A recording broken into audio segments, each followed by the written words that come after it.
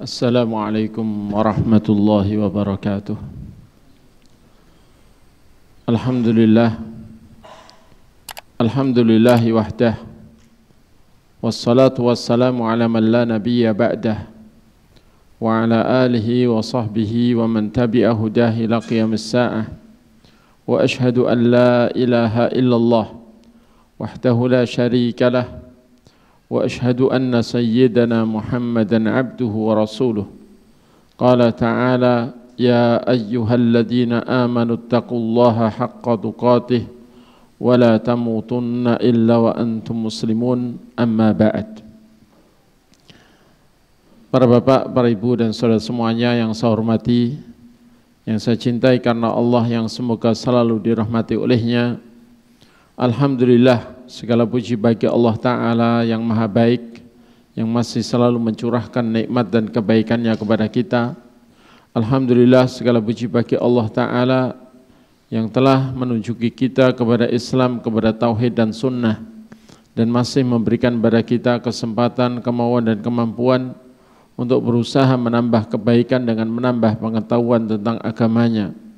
Dan malam ini insyaAllah akan kita lanjutkan materi kajian kita tentang akidah dari kitab Lum'atul I'tiqad Al-Hadi ila Sabilir Rasyad yang disusun oleh salah seorang imam besar dalam madhab Hambali, yakni Al-Imam Ibnu Qudamah Al-Maqdisi rahimahullahu ta'ala, dan disyarah kitab ini oleh banyak ulama, diantaranya oleh Syekhuna Syekh Muhammad Ibn Salih Al-Utsaimin rahimahullahu ta'ala.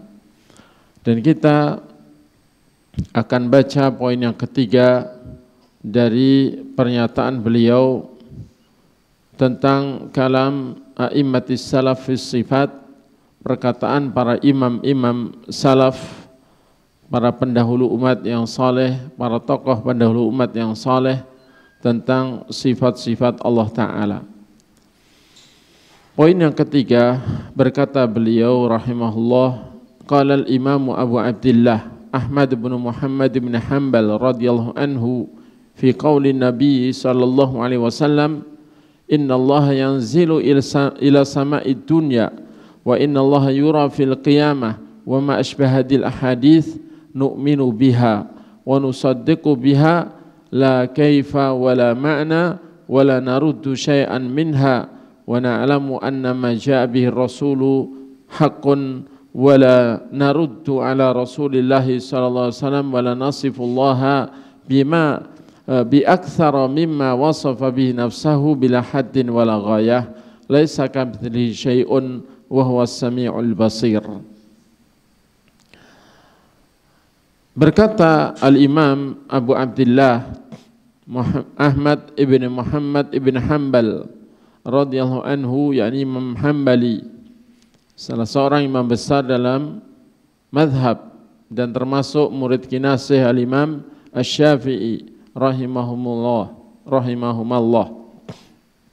Berkata beliau Imam Ahmad bin Hanbal tentang sabda Nabi sallallahu alaihi wasallam, innallaha yanzilu ila sama'id dunya, sesungguhnya Allah turun ke langit dunia, yakni hina yabqa thuluthul lailil akhir, ketika tersisa sepertiga malam yang akhir. Dan juga hadis innallaha yura fil qiyamah, sesungguhnya Allah akan bisa dilihat di hari kiamat, termasuk hadis innakum satarawna rabbakum kama tarawnal qamara lailatal qadri la tudammuna fi ru'yatihi, bahwa kalian akan bisa melihat Allah Ta'ala sebagaimana kalian melihat rembulan di malam purnama, kalian tidak saling berdesakan dalam melihatnya.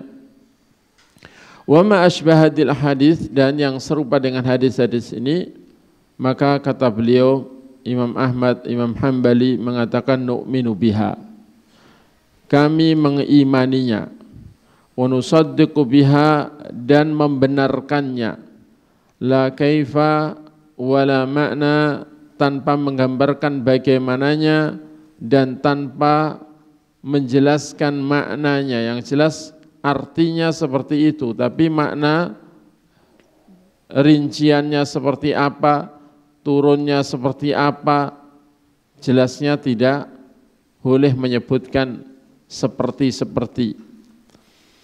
Wala naruddu syai'an minha, dan kami pun atau kami ahlu sunnah tidak berani menolak sedikit pun darinya.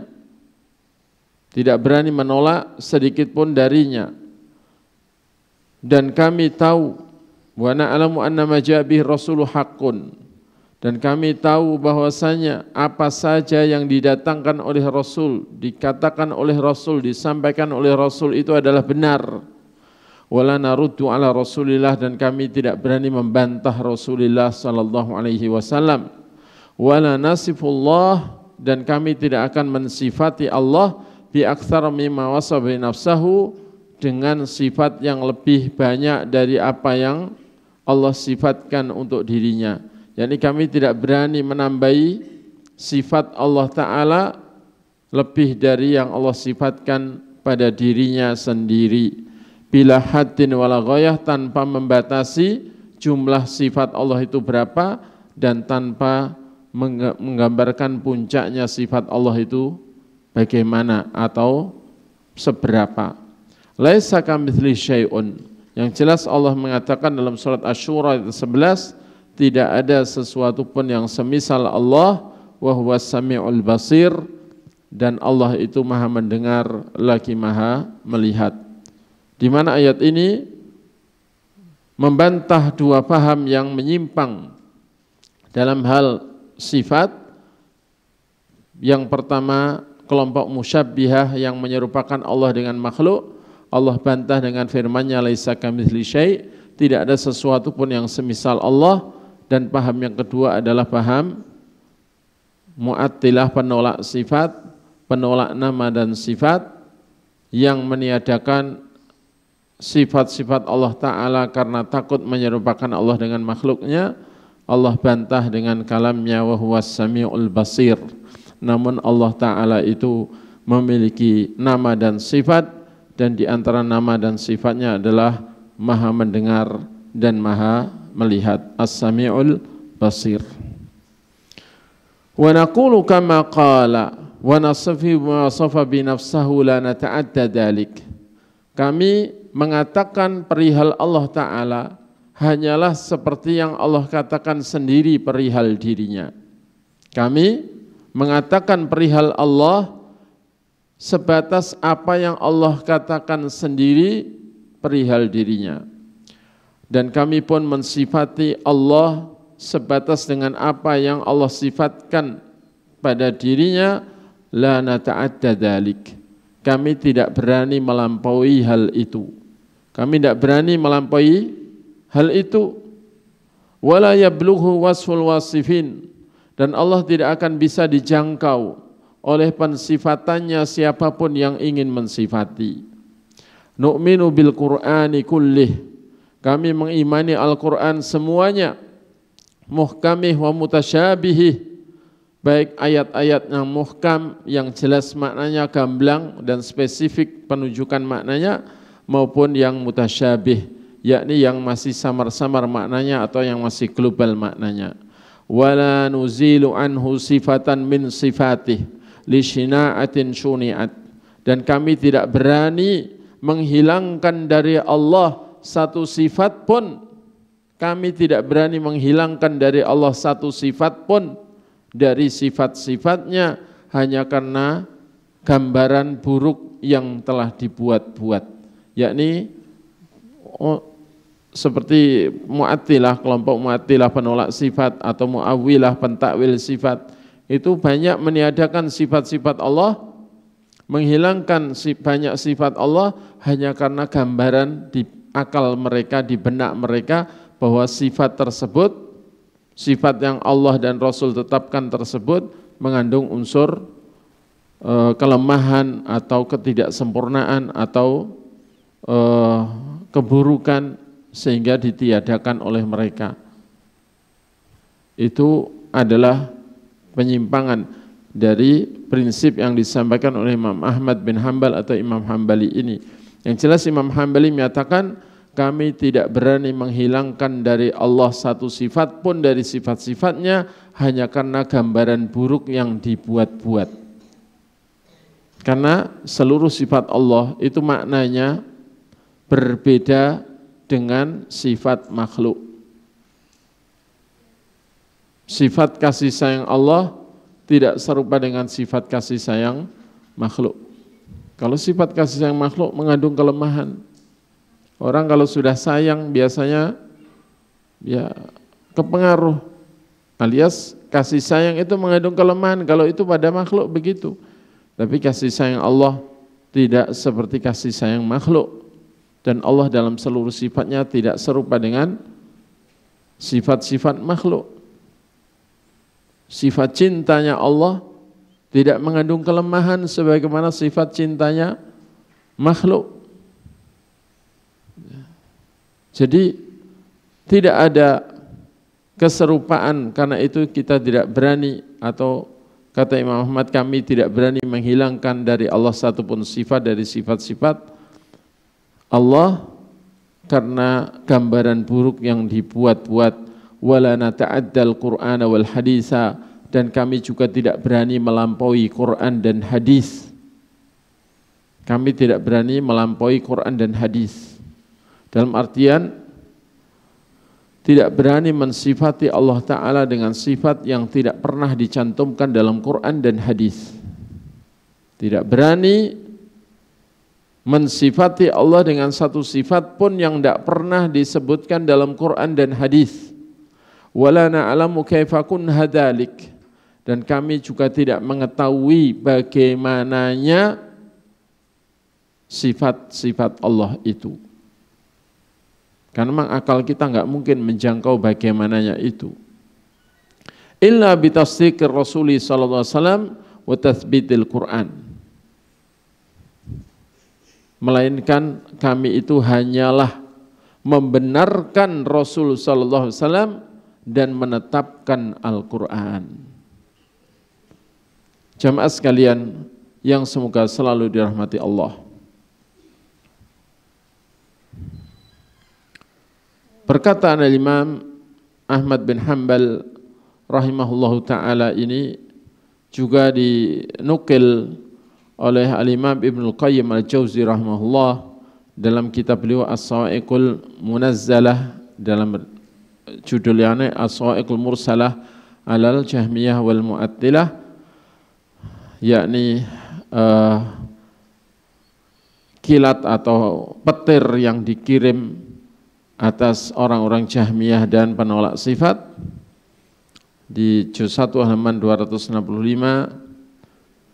dan juga oleh Al-Imam Ibnul Jauzi dalam Manaqib Al-Imam Ahmad, kemudian juga dalam tarjamah Imam Ahmad karya Al-Imam Ad-Dhahabi dalam Tarikhul Islam.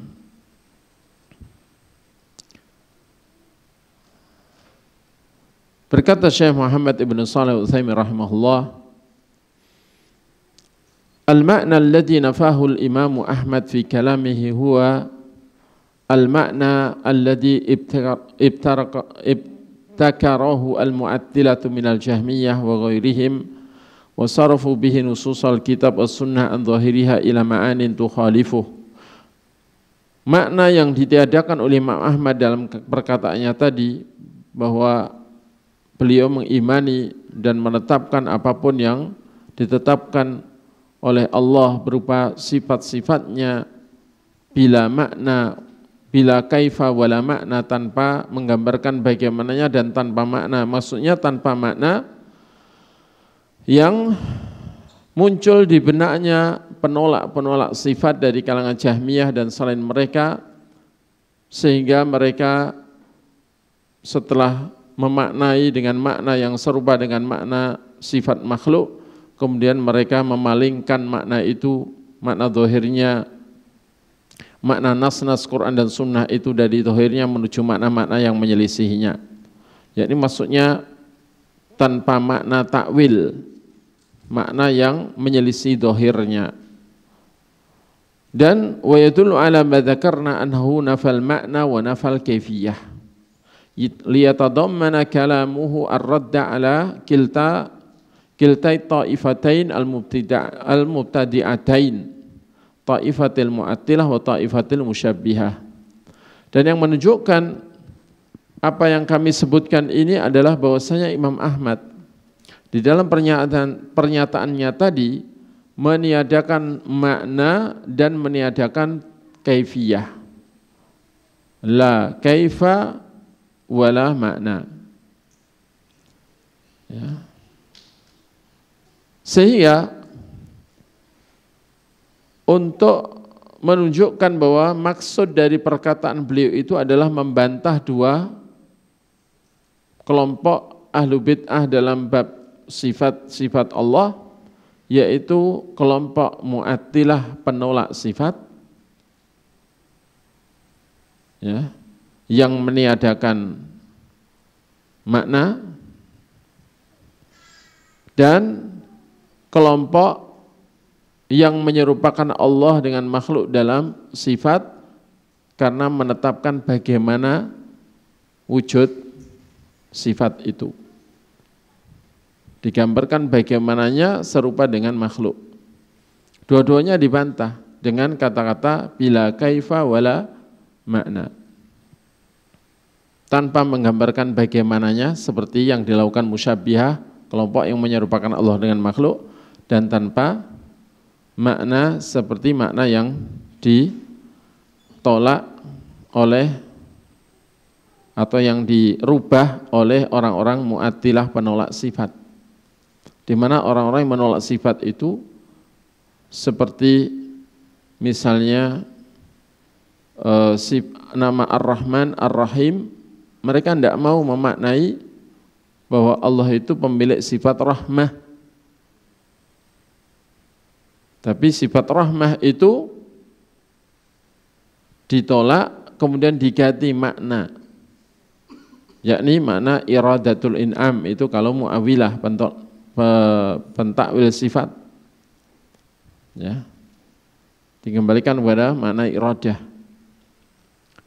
Adapun Jahmiyah dan Mu'tazilah memang menolak sifat-sifat Allah.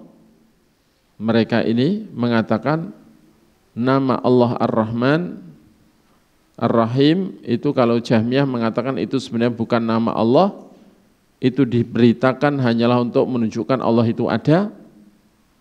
Ya, jadi hanya apa istilahnya itu kiasan saja, majaz saja. Kemudian Mu'tazilah mengatakan Allah memang punya nama Ar-Rahman dan Ar-Rahim, tapi nama-nama Allah semuanya tidak memiliki makna, karena mereka ingin menolak seluruh sifat. Sementara nama-nama Allah semuanya itu memiliki makna yang menunjukkan sifat Dia. Menurut Ahlus Sunnah begitu. Tapi menurut Mu'tazilah penolak sifat itu bahwa seluruh nama Allah tidak memiliki makna sebagaimana benda-benda padat atau jamadat, seperti misalnya air. Itu artinya apa? Ya pokoknya air itu nama. Ya, tidak memiliki makna. Ya. Meja itu apa artinya? Ya pokoknya meja itu sebutan, nama saja. Jadi menurut Mu'tazilah penolak sifat, yang itu dianggap menyimpang oleh Ahlus Sunnah, itu tidak memaknai semua nama dan sifat Allah yang disebutkan dalam Quran. Nah, Imam Ahmad bin Hanbal tentunya tidak mengikuti Mu'tazilah, tidak pula mengikuti Jahmiyah apalagi. Bahkan beliau sangat antipati dengan Jahmiyah. Bahkan beliau di masa hidupnya itu sempat dipenjara dalam waktu yang lama karena menentang Jahmiyah dan Mu'tazilah dan mempertahankan akidah Ahlussunnah wal Jamaah yang menetapkan seluruh nama dan sifat Allah Ta'ala tanpa merubah maknanya. Sehingga kata-kata beliau tanpa makna ini jangan diartikan beliau itu bermadhab Mu'attilah penolak sifat, jangan. Ini maksud dari penjelasan Syekh Muhammad Ibn Shalih Al-Utsaimin rahimahullah Karena kalau ditiadakan makna secara total seperti orang Jahmiyah melakukan, ya tentunya kalau seandainya beliau meniadakan semua makna dalam nama dan sifat Allah, sebagaimana Mu'tazilah lakukan, tentu tidak perlu meniadakan kaifiyah, karena sesuatu yang enggak ada itu memang tidak ada bagaimananya, atau bagaimana sifatnya itu enggak ada. Ya. Taib. Dari pernyataan Imam Ahmad bin Hanbal ini ditunjukkan yang pertama wujubul iman wa tasdiq bima ja'ani Rasul sallallahu alaihi wasallam min hadits sifat min ghairi ziyadatin wal naqsin wal haddin wal ghayah. Wajibnya beriman dan membenarkan seluruh apa yang datang dari Rasulullah sallallahu alaihi wasallam berupa hadis-hadis sifat, hadis-hadis yang mencantumkan sifat-sifat Allah tanpa menambah dan tanpa mengurangi dan tanpa memberi batasan jumlah atau batasan kaifiyah, bagaimana wujudnya, dan tanpa memberi batasan haddin, ini maksudnya minimal, ghayah itu maksimalnya. Itu tidak boleh membatasi, karena sifat-sifat Allah Ta'ala yang tidak diberitakan olehnya baik dalam kitabnya maupun melalui lisan Rasulnya juga masih ada, masih banyak, dan hanya Allah yang tahu. Kemudian yang kedua, innahu la kaifa wa la ma'na ay la nukayyifu hadhihi sifat li anna takyifaha mumtani' lima sabaqa. Bahwasanya perkataan Imam Muhammad bahwasanya sifat-sifat Allah itu tanpa bagaimana dan tanpa makna, maksudnya tidak kita gambarkan bagaimananya dan tidak kita gambarkan maknanya. Maksudnya kita tidak menggambarkan bagaimananya sifat-sifat Allah itu, karena menggambarkan bagaimananya itu mustahil. Ya, ini tidak mungkin akal kita itu bisa, dan pasti keliru, karena akal kita nggak akan menjangkau puncaknya kesempurnaan yang dimiliki oleh Allah Ta'ala. Lima sabaqa, berdasarkan apa yang telah berlalu penjelasannya, walaysa muraduhu alla kaifiyata li sifatih, dan bukanlah yang dimaksud itu bahwasanya sifat Allah tidak memiliki kaifiyah. Lianna sifatihi thabitatun haqqan wa kullu syai'in thabit fala budda lahu min kaifiyah, lakin kaifiyatu sifatillah ghairu ma'lumatin lana. Ya. Bukan yang dimaksud itu terus tidak ada kaifiyahnya sama sekali bagi sifat-sifat Allah, tidak, karena sifat-sifat Allah itu benar adanya, dan segala sesuatu yang benar adanya pasti memiliki kaifiyah, bagaimananya itu pasti ada, hanya saja kaifiyah sifat-sifat Allah tidak diketahui oleh kita nggak mungkin akal kita menjangkau itu, yang tahu kaifiyahnya hanya Allah Ta'ala, yang tahu kaifiyahnya hanya Allah Ta'ala. Wa qalu wala ma'na ay la nuthbitu laha ma'nan yukhalifu dhahiraha. Tanpa makna artinya kita tidak menetapkan bagi sifat-sifat Allah itu makna yang menyelisih dhahirnya, kama fa'alhu ahlu ta'wil, sebagaimana dilakukan oleh para ahli ta'wil. Wa laysa muratuhu nafyal ma'na sahih al-muwafiq li dhahiriha alladhi fassara bihi salaf. Bukanlah yang dimaksud meniadakan makna itu adalah meniadakan makna yang benar yang sesuai dengan dhahirnya lafadz sifat yang telah ditafsirkan oleh para salaf, bukan itu maksudnya. Fa inna hadza thabitun, sesungguhnya makna yang sesuai dengan dhahirnya nas, dhahirnya dalil sebagaimana dipahami oleh kaum salaf, maka itu adalah sabit, makna yang tetap bagi Allah. Wa yadullu ala hadza qauluhu wa la naruddu syai'an minha, dan termasuk menunjukkan hal ini adalah perkataan Imam Ahmad sendiri di kalimatnya tadi, wala naruddu syai'an minha, kami tidak berani menolak satu pun dari sifat-sifat Allah, wa nasifu ma wasafa bi nafsahu, dan kami akan mensifati atau tetap mensifati Allah dengan sifat-sifat yang Allah gunakan untuk mensifati dirinya, wala nuzilu anhu sifatan min sifatih li syina'atin syuni'at, Dan kami tidak berani menghilangkan dari Allah satu sifat pun dari sifat-sifatnya hanya karena gambaran buruk yang dibuat-buat. Wala na'lamu kaifa kunha dzalik, namun kami tidak mengetahui bagaimana wujud sifat itu. Fa inna nafyahu li raddi syai'in minha wa nafyahu li ilmi kaifiyatiha dalilun ala isbatil ma'nal murad minha.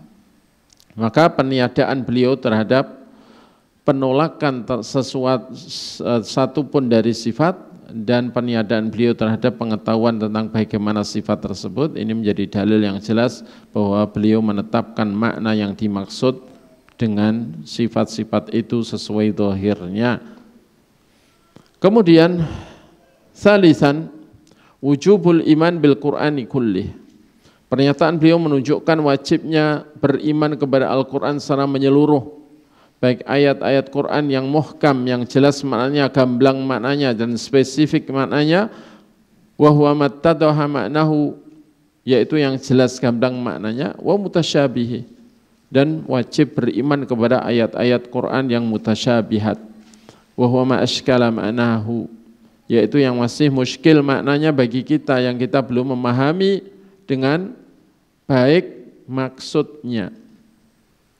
Fanaruddul mutasyabih ilal muhkam, maka kita harus mengembalikan ayat-ayat mutasyabihat yang masih global atau masih remang-remang maknanya bagi kita, masih samar-samar maknanya, itu kepada ayat yang jelas maknanya, kepada ayat yang muhkam. Supaya apa? Lihat tadih makna, supaya maknanya menjadi jelas. Fa illam yattadih wajibal imanu bihi lafdhan wa tafwid maknahu ilallahi ta'ala.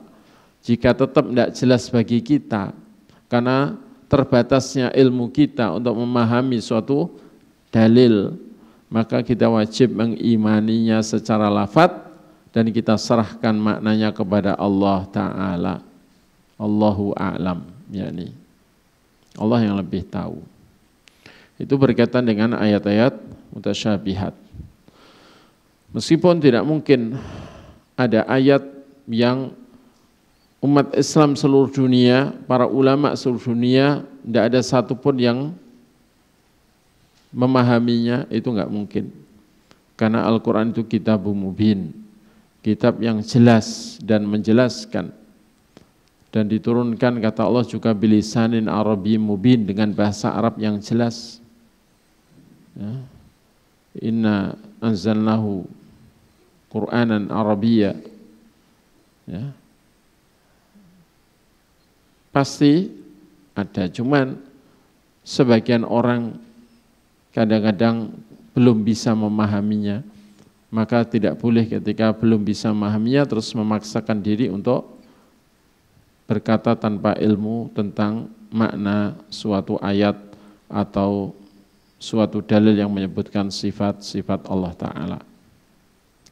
Taib, ini pernyataan Al-Imam atau poin yang disampaikan oleh Imam Ibnu Qudamah Al-Maqdisi pada poin yang ketiga.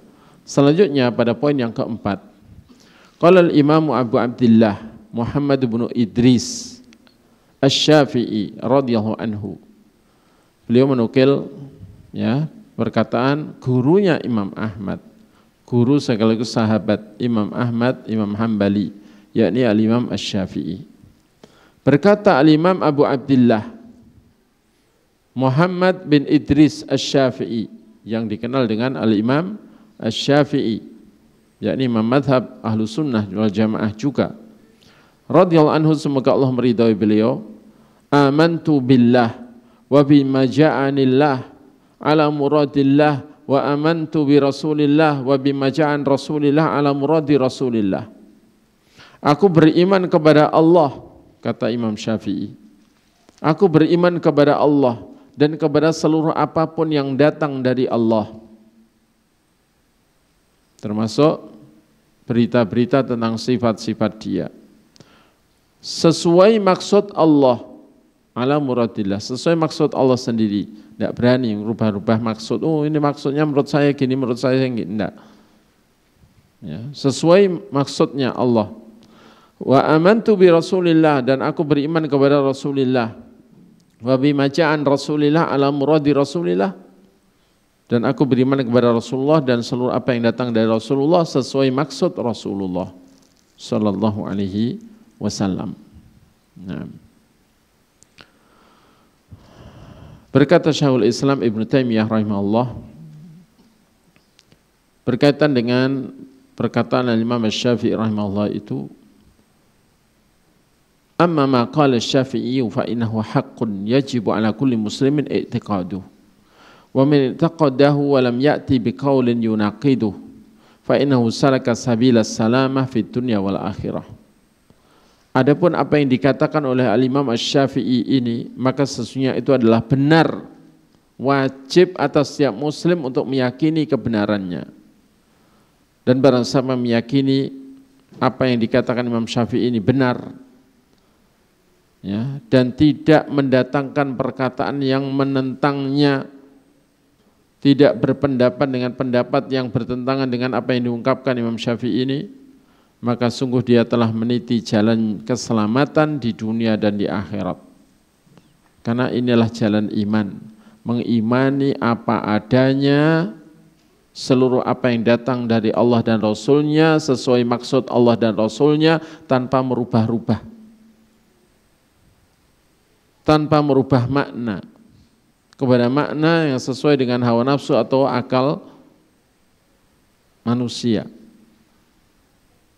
Adapun yang suka merubah-rubah makna, merasa sebagai ahli takwil, mentakwil sifat, kenyataannya orang berbeda-beda dalam hasil pendapatnya. Ya. Seperti misalnya Abul Hasan Al-Asy'ari sebelum taubatnya, beliau mencurahkan pikiran untuk mentakwil sifat-sifat Allah Ta'ala. Maka akhirnya beliau hanya menetapkan sifat Allah itu hanya 7, yakni kudrah, iradah, ilmun, hayah, sama, basar, kalam. Selain itu tidak ditetapkan untuk Allah Ta'ala, dirubah maknanya.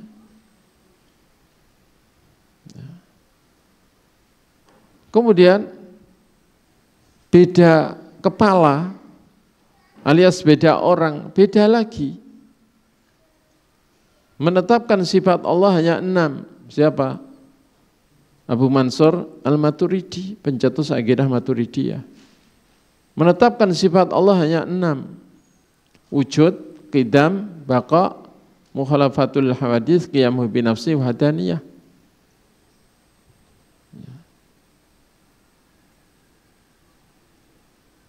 Jadi Abu Mansur Al-Maturidi dengan kecerdasannya belum bisa mengimani sifat kudrah, iradah, ilmun, hayah, sama, basar, kalam.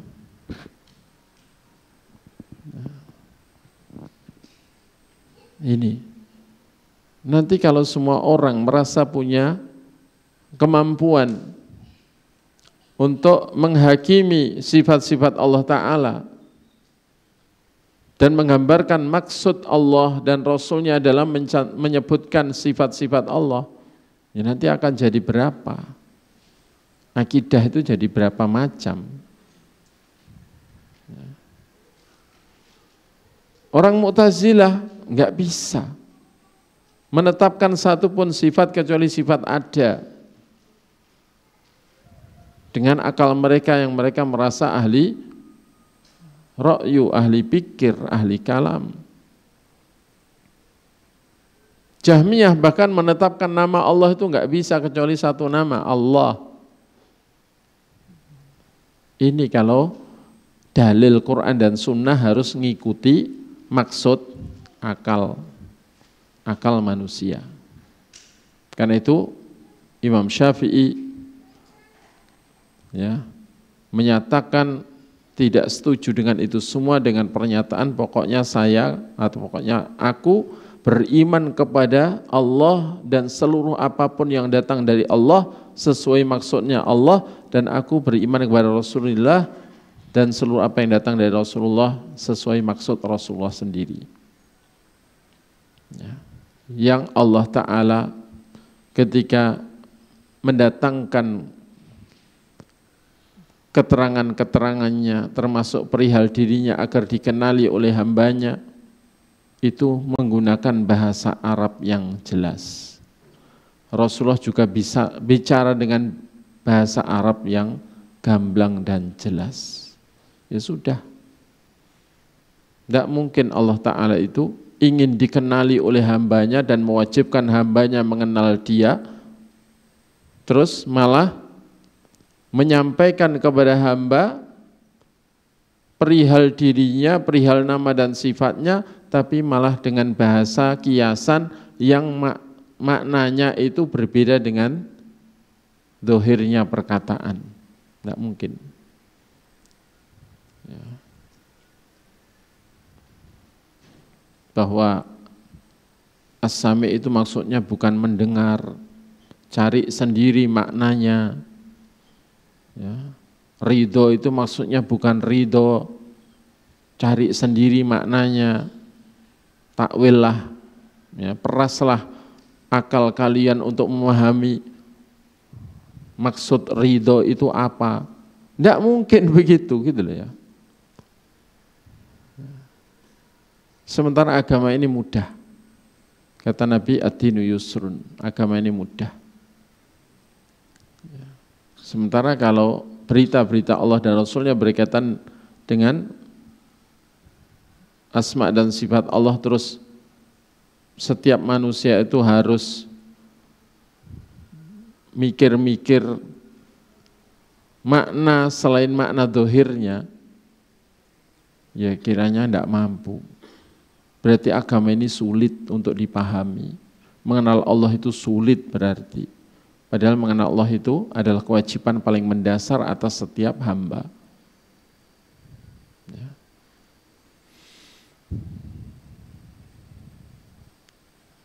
Seorang muslim kalau belum daftar haji, tidak dosa belum memahami fikihnya haji. Sekedar tahu bahwa haji itu wajib, termasuk rukun Islam, itu sudah cukup. Tidak wajib mempelajari fikihnya haji kalau belum daftar haji karena belum punya kemampuan. Tapi kalau mengenal Allah Ta'ala, itu kewajiban paling wajib. Tidak boleh seorang manusia yang hidup dengan diberi akal yang normal dan diberi umur sampai balik, itu enggak ada yang luput dari kewajiban mengenal Allah Ta'ala dengan baik dan benar. Ya. Kalau ternyata semua sifat Allah itu tidak boleh diartikan sesuai dohirnya bahasa Arab mengartikan, dan wajib dicari makna yang menyelisih dohirnya alias makna takwilnya, alangkah beratnya kewajiban mengenal Allah itu. Asyarah penjelasan dari Syekh Muhammad Ibn Shalih Al-Utsaimin rahimahullah terhadap perkataan Al-Imam Asy-Syafi'i rahimahullah yang dicantumkan oleh Al-Imam Ibn Qudamah Al-Maqdisi rahimahullah, ma tadammanahu kalamul Imam Asy-Syafi'i, apa yang dikandung oleh perkataan Imam Syafi'i ini. Awalan, yang pertama, perkataan Imam Syafi'i ini mengandung al-iman atau menunjukkan al-iman bima ja'anillahi ta'ala fi kitabihil mubin ala ma aradahu Allahu min ghairi ziyadatin wala naqsin wala tahrif. Keimanan beliau kepada seluruh apa yang datang dari Allah Ta'ala dalam kitabnya yang jelas, dalam kitabnya yang gamblang, sesuai apa yang dimaksud oleh Allah, tanpa menambahi, tanpa mengurangi, dan tanpa merubah-rubah, baik merubah lafaz maupun maknanya. Tsaniyan, al-iman bima ja'a bihi an Rasulillah sallallahu alaihi wasallam fi sunnati Rasulillah ala ma aradahu Rasulullah sallallahu alaihi wasallam min ghairi ziyadatin wala naqsin wal tahrif.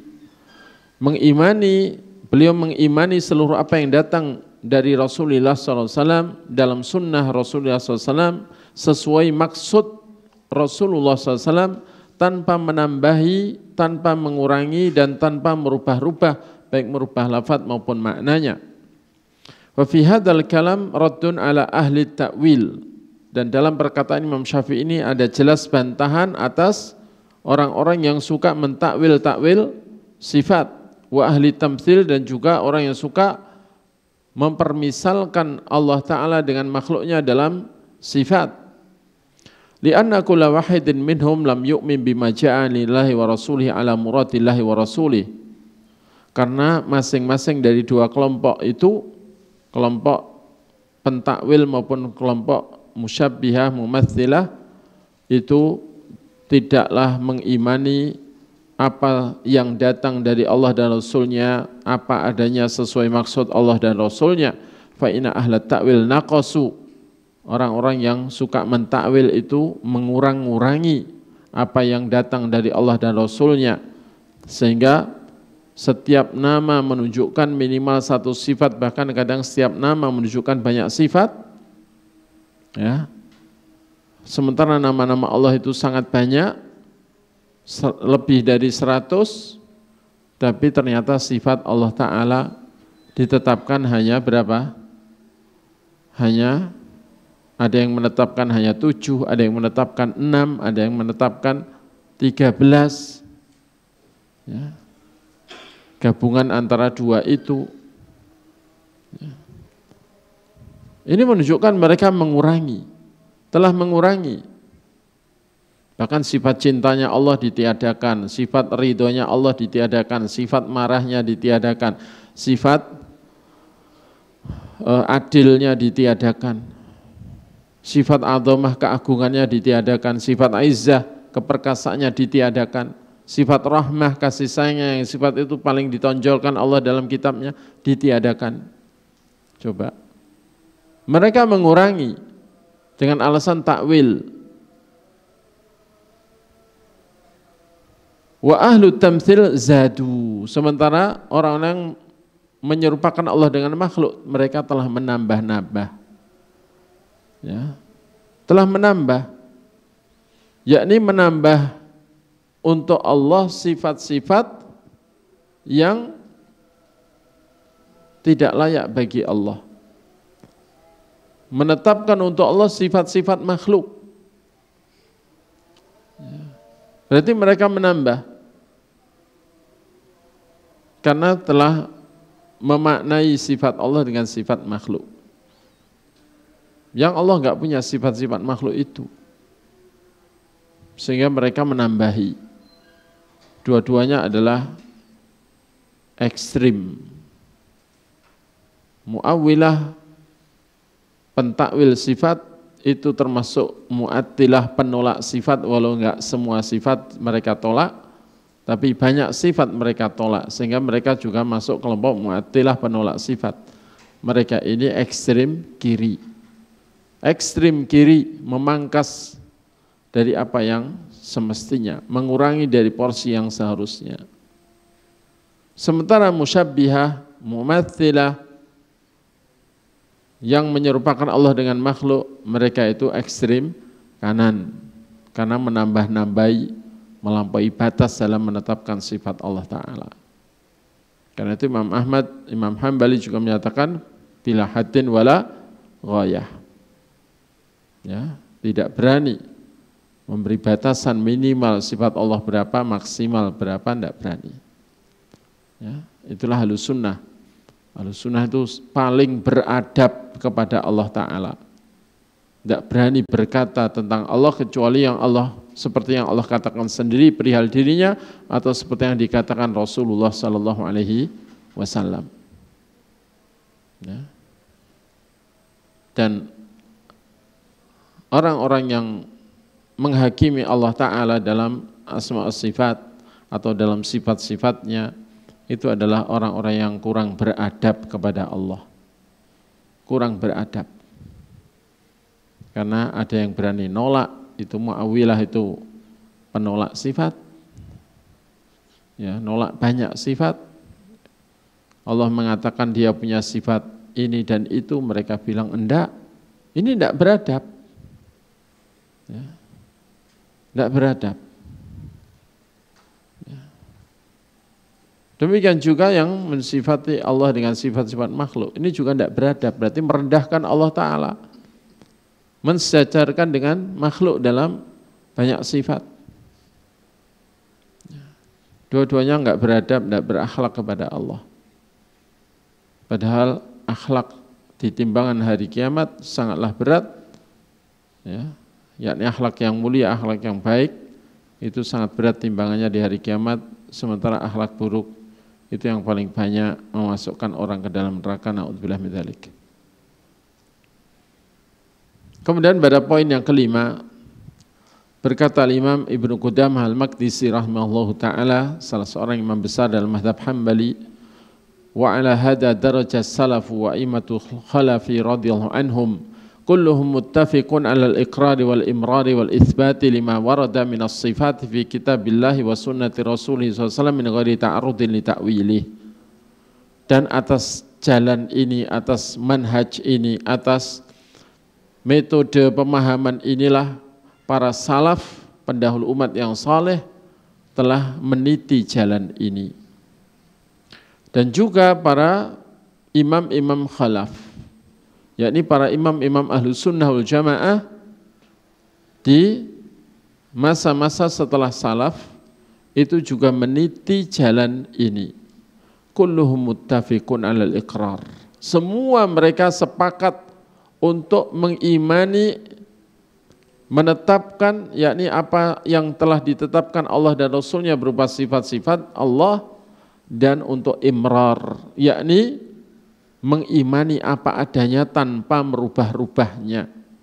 Imrar itu aslinya yakni membiarkan apa adanya. Membiarkan apa adanya, dalil nas-nas sifat baik dalam Quran ataupun sunnah diimani apa adanya tanpa dirubah-rubah. Wal itsbat, dan untuk menetapkannya, yakni apa adanya, seluruh apa yang tersebut berupa sifat-sifat di dalam kitab Allah dan sunnah Rasulnya tanpa min ghairi ta'arudin li ta'wili, tanpa membawanya kepada takwil-takwilnya. Ya. Tangan Allah, Allah menyebutkan yadullah, tangan Allah. Tidak berani mentakwil, maksudnya tangan itu adalah kekuasaan. Karena Allah tidak punya tangan, kata mereka. Berarti kamu enggak mengimani Allah punya tangan? Enggak, kalau Allah punya tangan kan malah seperti makhluk. Ya, memangnya kalau sudah mengatakan Allah enggak punya tangan itu, ya, tidak ada makhluk yang enggak punya tangan. Ya. Apakah kalau sudah mengatakan, kalau sudah mengingkari ayat yang menetapkan tangan Allah, terus merasa sudah tidak menyerupakan Allah dengan makhluk? Banyak makhluk yang punya tangan kan? Banyak makhluk yang punya tangan. Apa contohnya? Cacing. Cacing nggak punya tangan. Ya. Ketika Allah menyebut tentang mata, Nabi menyebut tentang mata, mereka yang tergambar langsung mata Allah seperti mata manusia. Setelah mereka gambarkan, mereka tolak dengan alasan Allah tidak serupa dengan manusia. Ya. Padahal banyak makhluk yang nggak punya mata. Ya toh? Contohnya apa? Cacing lagi di antara yang pernah dilihat. Kalau binatang dasar laut itu rata-rata nggak punya mata. Karena percuma diberi mata kalau nggak difungsikan atau nggak berfungsi karena nggak ada cahaya.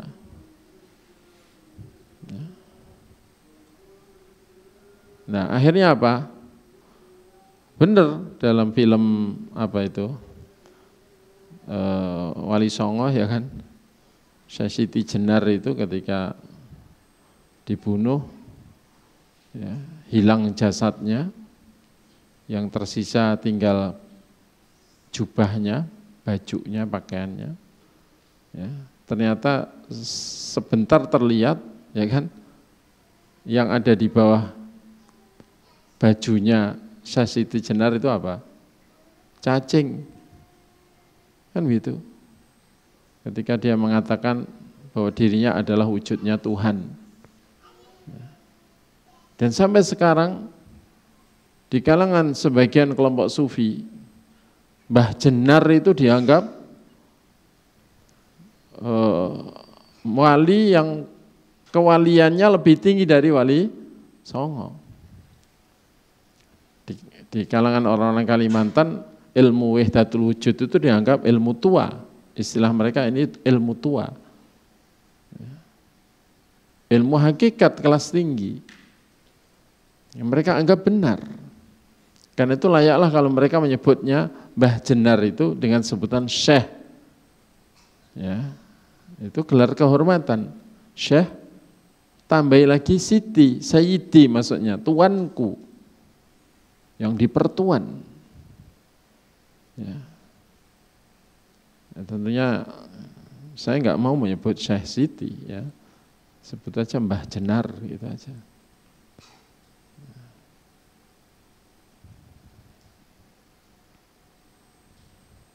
Jadi para penolak sifat, termasuk pentakwil sifat, mereka menuduh Ahlussunnah yang mengimani semua sifat-sifat Allah apa adanya, itu sebagai kelompok musyabbihah.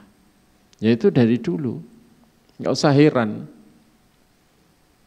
Kalau corong-corong mereka sekarang tetap menuduh pengikut manhaj salaf ini sebagai kelompok ya, mujassimah, musyabbihah, menyerupakan Allah dengan makhluk. Nggak usah heran. Karena dari dulu Ahlussunnah yang sudah tengah-tengah ya, oleh musyabbihah dituduh mu'attilah penolak sifat, oleh mu'attilah penolak sifat dituduh musyabbihah menyerupakan Allah dengan makhluk. Itu dari dulu ya. Jadi ekstrim kanan menyebut Ahlussunnah itu ekstrim kiri. Ekstrim kiri menyebut Ahlussunnah itu ekstrim kanan. Ya, karena memang ya, Ahlussunnah di kanannya ekstrim kiri.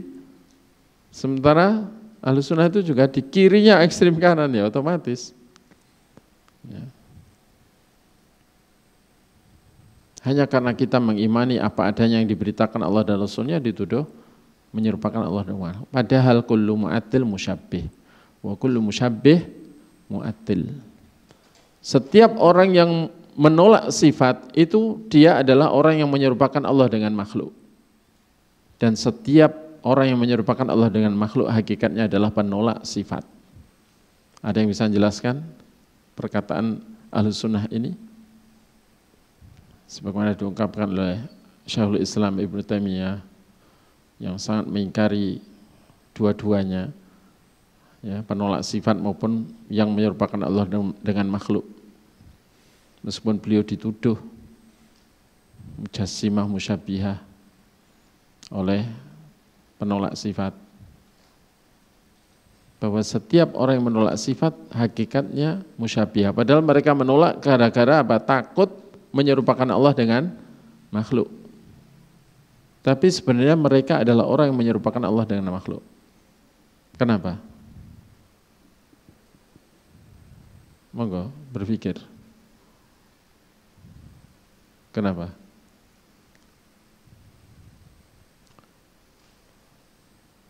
Kenapa? Asy'ariyah, Maturidiyah, Mu'tazilah, Jahmiyah itu adalah orang-orang yang menyerupakan Allah dengan makhluk. Kenapa?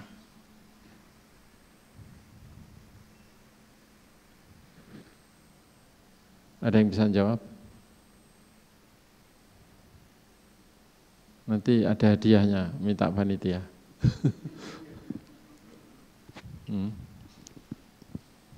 Kalau di Imam Syafi'i Tulungagung biasanya ya setiap kajian Ahad pagi ada hadiahnya, paling enggak 4 atau 5 ya. Kitab biasanya buku ya, atau sarung ya.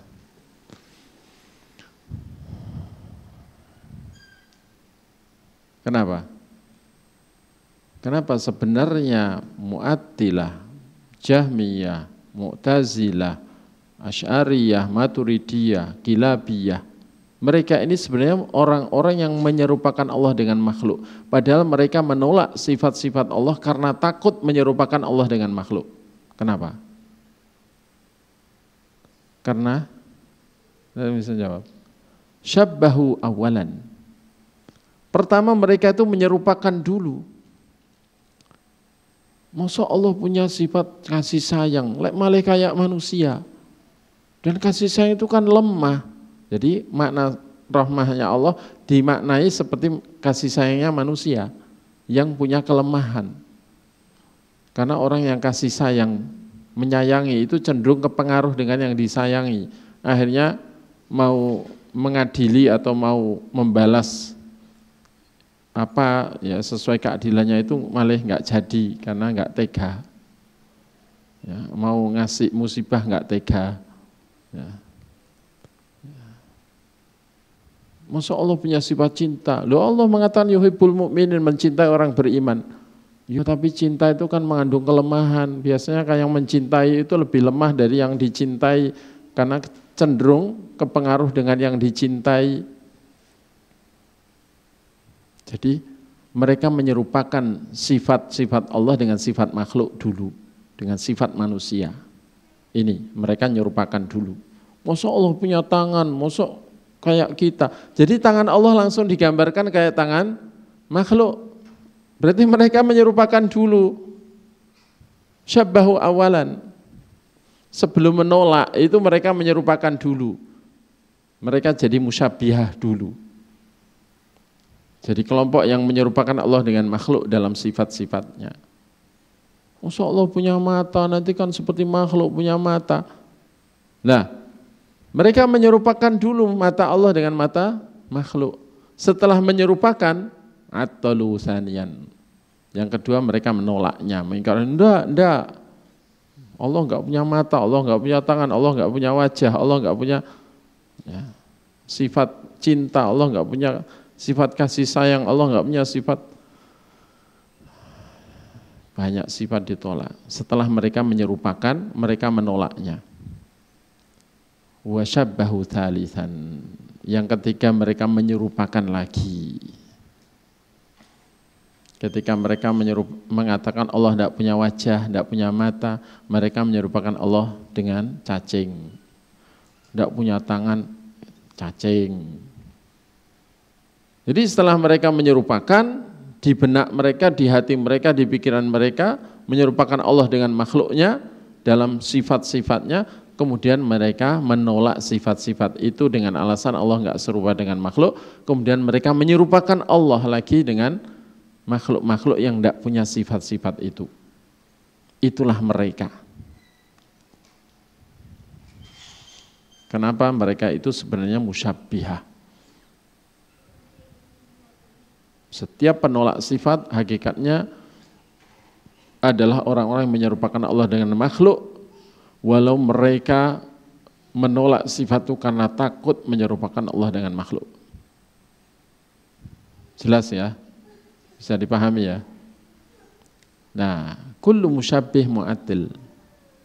Yang berseberangan dengan mu'attilah penolak sifat adalah kelompok yang ekstrim dalam menetapkan sifat sampai menambah-nambahi dan menyerupakan Allah dengan makhluk. Mereka mengatakan Allah itu bicara seperti kita, melihat seperti kita, mendengar seperti kita. Mereka bilang gitu.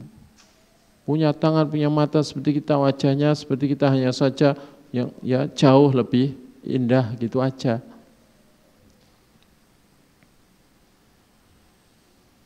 Itu sebenarnya penolak sifat Allah.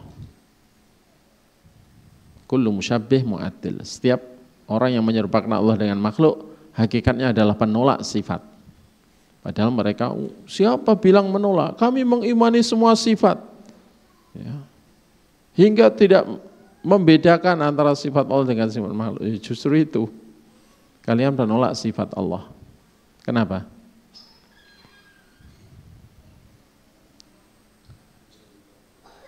Hah? Iya. Kenapa? Orang yang menyerupakan Allah dengan makhluk dalam sifat-sifatnya, baik sifat zat maupun sifat perbuatan, itu hakikatnya penolak sifat Allah. Padahal mereka merasa mengimani semua sifat Allah. Mereka tidak mau nolak satupun sifat Allah yang diberitakan dalam Quran dan Sunnah. Tapi hakikatnya mereka penolak sifat Allah. Kenapa? Hah? Ya mereka memang tasbih. Syabbahu awalan itu memang sejak awal. Musyabbih itu syabbahu awalan wa akhiran. Kenapa kok mereka malah sebenarnya mu'attilah, penolak sifat. Penolak sifat Allah. Kenapa? Enggak nyantol. Maksudnya belum paham. Kenapa? Karena yang mereka tetapkan untuk Allah itu bukan sifat-sifat Allah yang tidak serupa dengan sifat makhluk, tapi yang mereka tetapkan untuk Allah adalah sifat-sifat makhluk. Sifat Allah yang sebenarnya itu tidak mereka imani. Yang mereka labelkan kepada Allah, yang mereka tetapkan untuk Allah itu justru sifat-sifat makhluk. Itu ya. Sifat pendengarannya makhluk. Sifat pendengarannya Allah yang tidak serupa dengan sifat makhluk, sifat pendengaran makhluk tidak mereka imani. Yang mereka yakini pendengarannya Allah itu adalah pendengaran makhluk, sifat pendengarannya makhluk. Ya. Karena Allah itu dalam satu sifat pun tidak ada yang serupa dengan sifat makhluk.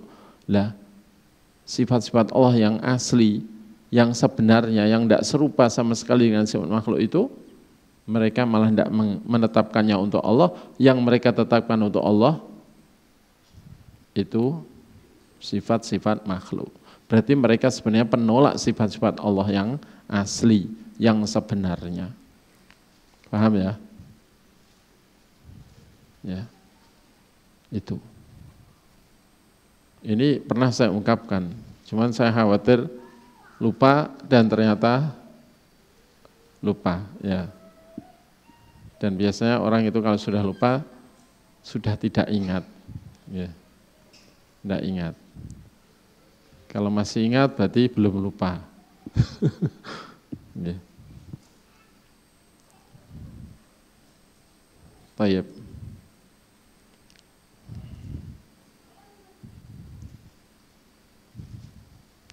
Berkata Syekh Muhammad Ibn Shalih Al-Utsaimin rahimahullah, Tariqus salaf alladzi daraju alaihi fi sifat, jalannya salaf yang mereka titi di atas tentang sifat-sifat Allah, alladzi daraja alaihi salafu fi sifat wal iqrar wal itsbat lima warada min sifatillahi ta'ala fi kitabillah wa sunnati rasulih.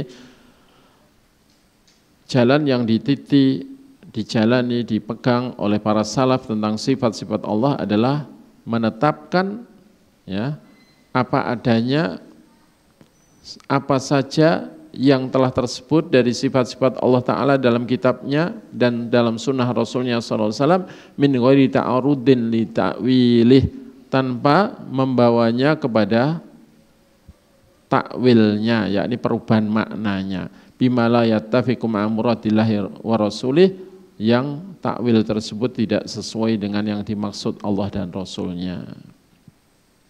Ya, itulah jalan salaf. Mungkin dari sini ada pertanyaan sebelum diakhiri.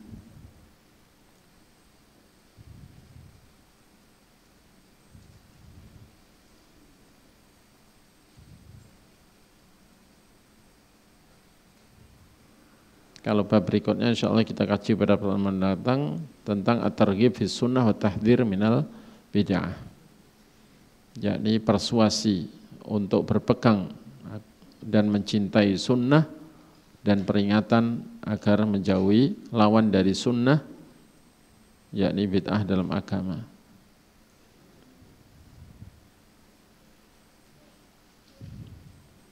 Berikut polemik yang pernah terjadi di kalangan ulama Ahlussunnah dahulu tentang hal ini.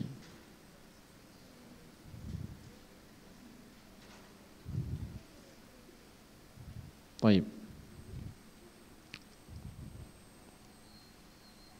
Insyaallah enggak ada pertanyaan.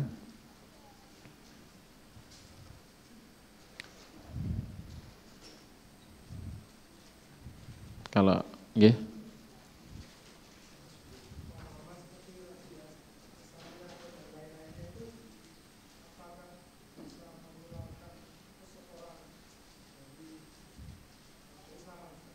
Oh ya. Jadi pertanyaannya, pemahaman akidah seperti Asy'ariyah itu apakah bisa mengeluarkan pelakunya dari Islam? Jawabannya tidak. Karena takwil itu adalah penghalang takfir. Jadi Ahlussunnah wal Jamaah itu tidak akan menvonis kafir seorang muslim kecuali idza tawaffarati syurutu takfir wa intafat mawani'uhu, kecuali sudah terpenuhi semua syarat untuk divonis kafir dan sudah bersih, hilang betul segala penghalang untuk divonis. Ya. Dan ternyata penghalang vonis takfir itu ada 4: al-jahlu, kebodohan, ketidaktahuan; al-khata'u, ketidaksengajaan, memang enggak menyengaja untuk mengingkari apa yang dikatakan Allah dan Rasulnya. Ya. Kemudian at-ta'wilu, takwil, ini salah satu dari penghalang. Karena takwil itu sebenarnya enggak mengingkari ayatnya, enggak mengingkari kalam Allah dan kalam Rasulnya, hanya saja mengingkari makna zahirnya, kemudian berusaha mencari makna takwilnya atau makna perubahannya. Ya. Kemudian yang keempat, al-ikrahu, dipaksa. Ya. Nabi mengatakan, innallaha yatajawazu an hadhil ummah al-khata' wa nisyan wa mastukrihu alaih. Allah itu memaafkan kesalahan umat ini, kesalahan yang tidak disengaja, kesalahan karena lupa, dan kesalahan karena dipaksa. Dan takwil itu adalah menunjukkan ketidak ada kesengajaan untuk mengingkari apa yang dikatakan Allah dan Rasulnya. Sehingga dari situ, ya, dan takwil itu jelas karena syubhat, dan syubhat itu juga penghalang vonis takfir. Dan menvonis kafir itu harus iqamatul hujjah wa izalatus syubhah dulu, menegakkan hujah dulu dan menghilangkan syubhatnya dulu, dan mereka dipenuhi syubhat. Ya. Dan yang berhak menvonis pun hanyalah para ulama yang mendalam ilmunya, bukan setiap muslim atau bukan pula haknya ustadz, dai dan sebagainya. Enggak, kiai enggak boleh, enggak punya hak menvonis kafir, hatta orang yang jelas-jelas melakukan kekafiran. Walau secara dohirnya atau secara enggak langsung lah, secara enggak langsung itu kelompok Mu'attilah dan Mu'awilah itu mengingkari tidak cuma 1-2 dalil, bahkan kadang-kadang mengingkari ratusan dalil. Tapi mengingkarinya enggak secara langsung, maka tidak bisa dianggap keluar dari Islam. Bahkan sebagian ulama Ahlussunnah mengatakan bahwa Asy'ariyah itu dalam bab sifat itu min aqrabi al-firaq ila ahli sunnah wal jamaah, termasuk firqah yang paling dekat dengan ahli sunnah wal jamaah. Mu'tazilah saja ahli sunnah itu loh tidak menvonis kafir, padahal mereka mengingkari semua sifat Allah kecuali sifat ada. Ya. Kenapa? Karena syubhat. Padahal itu jelas kekufuran sebenarnya, mengingkari 1 ayat Quran aja kekufuran, apalagi mengingkari ratusan ayat. Tapi karena kebodohan atau karena syubhat itu tidak bisa kita menvonis kafir. Nah, kalau Jahmiyah itu memang banyak ulama Ahlussunnah mengeluarkan mereka dari Islam. Sebagaimana dinukil oleh Al-Imam Ibnu Qayyim al-Jauziyah rahimahullah bahwa Jahmiyah itu sudah, jadi Jahmiyah dan Rafidhah yang menvonis kafir seluruh sahabat Nabi kecuali 3 itu, mereka itu sudah di luar 72 golongan ahlu bid'ah dalam akidah yang disebutkan oleh Nabi dalam hadis perpecahan umat beliau. Ya. Kalau adapun yang ahlu bid'ah yang 72 ya, golongan itu masih diakui oleh Nabi sebagai umat beliau, karena umatku akan pecah menjadi 73 aliran akidah. Semuanya ke neraka kecuali satu, yakni yang sesuai dengan aku dan para sahabatku. Nah, berarti 72 ini masih diakui umat beliau, berarti masih masuk surga insya Allah meskipun harus mampir ke neraka. Baik. Kiranya demikian, kita akhiri dengan doa kafarat majlis. Subhanakallahumma bihamdik asyhadu an la ilaha illa anta astaghfiruka wa atubu ilaik. Wa sallallahu ala nabiyyina Muhammadin wa ala alihi wa sahbihi wa akhiru da'wana alhamdulillahi rabbil alamin. Wassalamualaikum warahmatullahi wabarakatuh.